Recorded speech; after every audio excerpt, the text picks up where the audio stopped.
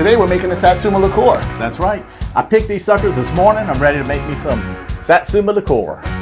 All right, so the first thing you're gonna need, of course, is some Satsumas. Now, we already have some peeled and de-pithed. That's the important part. So there's a couple of ways you can do this. Normal orange liqueur, you'll see me talk about using a vegetable peeler. So these normally don't work real well, but not too bad, actually. Depending on how ripe. If they're really, really ripe, you can't do this. Actually, I'm doing pretty good. Yeah, it is. Nope, there it is. There it is. So this is what happens. Because the flesh itself pulls away from the fruit very easy, unlike an orange, this happens. Right. So this is one of the reasons we don't use vegetable peelers with Satsumas. And if you don't know what a Satsuma is, it's the cool southern cousin of the Mandarin. So if you don't have Satsumas wherever you live, Mandarins, Tangerines, they're all in the same species, all the same family. Satsumas are a little sweeter, I think, than the Mandarins and Tangerines are. So as you can see, you kind of murderized trying to use a vegetable peeler. So let's go ahead. So Barry's method, and go ahead and cut that. All right. That's a nice and juicy. Yeah, that one's nice and juicy. So basically you can do it like this. What you're wanting to do is just get the pith off. That's the bitter part of the Satsuma. He's got a different method, and we're going to show you that so here in a second. This is, I think it's called a pastry knife or pastry cutter or something like that. You can do that. You can use the edge of a knife. Works well too. So, yeah, so you're trying to get as much of that pith off as you can. The way that I like to do it is once you get it peeled and you get the flesh out, and guys, it's not low carb. The flesh isn't low carb, but my daughter loves them, so she's gonna have a field day with all these Satsumas around. Lay the peel down, go right between the pith and the skin with a knife. Go halfway, because you don't want to be pulling the knife all the way to the end. So go halfway, turn it around, and go the rest of the way after that. And for the people that don't want to play with a knife doing that, this is my way. Now, we were playing around in the kitchen earlier, and when you're scraping it, the one thing about scraping them with even the edge of a knife, scraping them this way, some of the oil. Yeah, you start releasing the oil right away, and that's what we're trying to get. The whole point of these liqueurs that we do is trying to pull the oils from the skin of the citrus. Right. So let's go put this aside because we already have some already prepped. All right, so now that we have, I think this was 10 Satsumas peeled and pith cleaned out, you can put them in some type of large airtight jar. So you can just go ahead and drop those in. Okay. And tell them why you're using this type of vodka. Yeah, so we're gonna go over a couple of things. One is, there's a bunch of different ways you can do this. I find what works for me the best, and other people have their methods of doing it, and it works for them the way they like to do it, is I use a combination of vodka and Everclear. I use a 190 proof Everclear. The higher the proof, the faster the oils are extracted from the peels. So what I do is I do 1 cup of Everclear. Now, I've tried straight Everclear before, and I don't know what I did wrong, but it came out really, really cloudy. Yeah. I don't know if it was that or the water. I don't know what it was, but the final product came out really, really cloudy. Maybe distilled water next? Well, my new batch of orange liqueur, I used distilled water, and it's not cloudy, but I did my old ratio of vodka and Everclear. Okay. Now, you asked about Pinnacle. I use, I'm not gonna say the bottom shelf vodka. I'll use, like this was $12. Right. Using something like this here that's not flavored, you're gonna get the pure flavor from the Satsuma oils. Rather, say like we have JT Malik, we have Sugarfields, those are all wonderful, delicious craft vodkas. But then we do 2 cups of vodka. But the problem with that is they're flavorful vodkas because of the way they're produced, which is, I absolutely love to drink those vodkas, even drinking those vodkas neat. But doing that's going to impart some of those flavors of that vodka into the liqueur, and you're not going to have that pure Satsuma flavor that you would in using the Pinnacle or like a Sky or something like that. I say it doesn't have to be expensive vodka. Right. That's it. Now from here, we're done. That's it.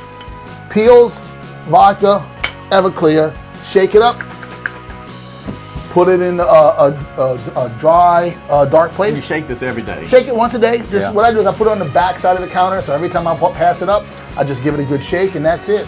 Here, this has been sitting for 2 weeks, and I'm telling you what, the flavor, the smell is, smell that. Oh my God. I smelled it last week. This is 2 weeks. Whoa.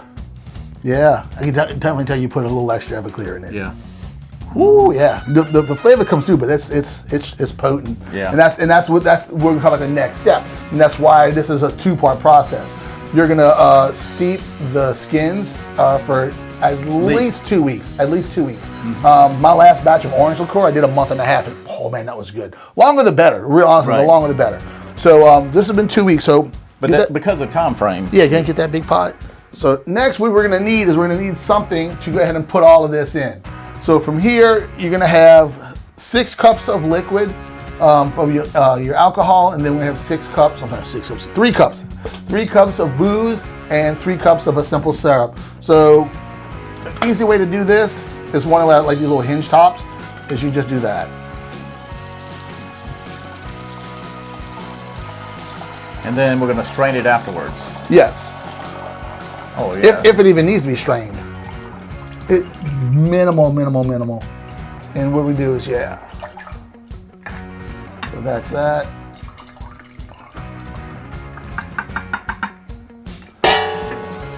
And we're done with that. So next, that mason jar right there is your simple syrup. I'm just gonna dump that in.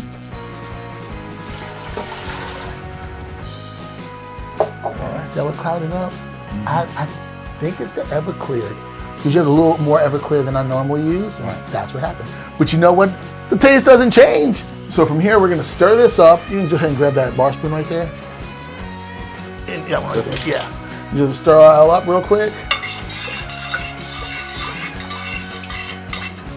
Yeah, just make sure all the liquid and everything's incorporated. All right, so there's a couple ways to do this. You can use cheesecloth, you can use coffee filter, you can use paper towels.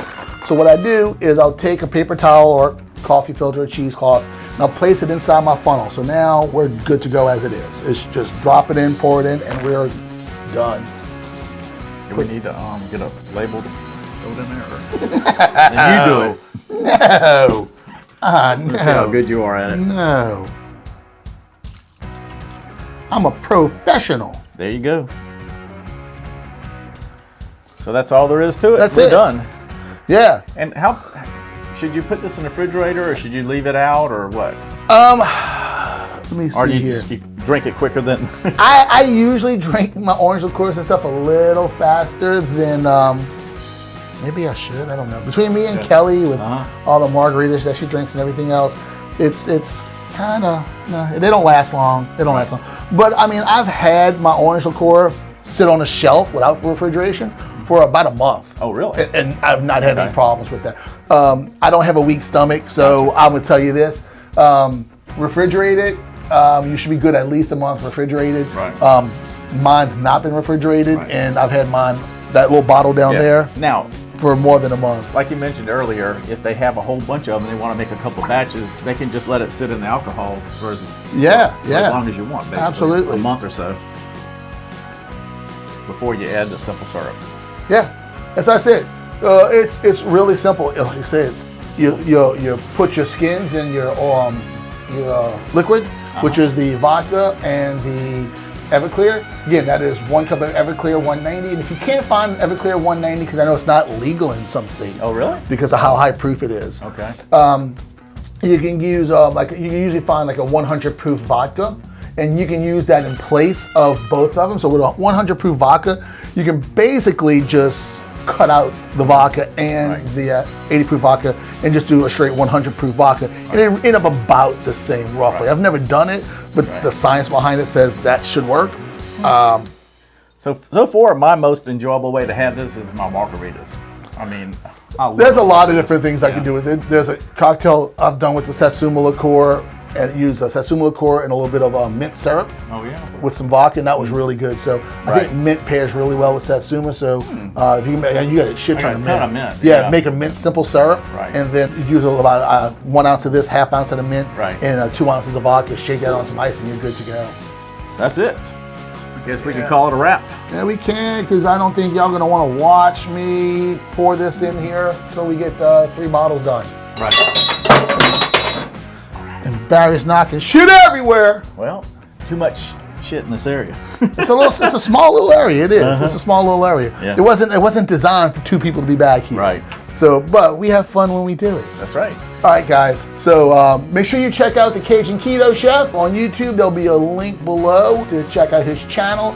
And also check out the Low Carb Cocktail Guy off of mine. Yeah, if you're watching this on Barry's channel, check me out. If you're watching on mine, check out his channel. A lot of wonderful Cajun recipes that are keto friendly and low carb.